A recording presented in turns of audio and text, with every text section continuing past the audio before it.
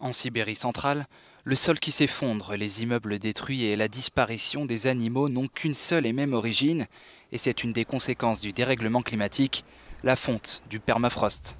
Le permafrost, ou pergélisol, est un terrain qui reste gelé en profondeur pendant au moins 2 années consécutives. Un quart des territoires émergés de l'hémisphère nord sont concernés par ce phénomène.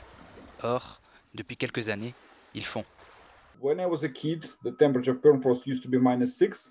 Quand j'étais enfant, la température du permafrost était de -6. Aujourd'hui, elle est de -3 en moyenne. If there is lots of snow, Si l'année est extrêmement chaude, s'il y a beaucoup de neige en hiver, comme en 2018, il y a beaucoup d'endroits où le sol ne gèle pas entièrement. and we had a case that in many places Cette couche arctique, la couche qui dégèle chaque été, est gelée normalement en novembre, peut-être en décembre. Et pour une raison quelconque, en 2018, cela ne s'est pas produit. and for example 2018 it just didn't happen. En dégelant, le sol devient meuble, se dérobe, ce qui provoque régulièrement l'effondrement de bâtiments dans les zones habitées.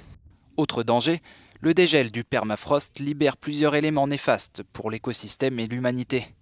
Du dioxyde de carbone et du méthane par exemple vont polluer notre atmosphère et donc menacer un peu plus notre planète.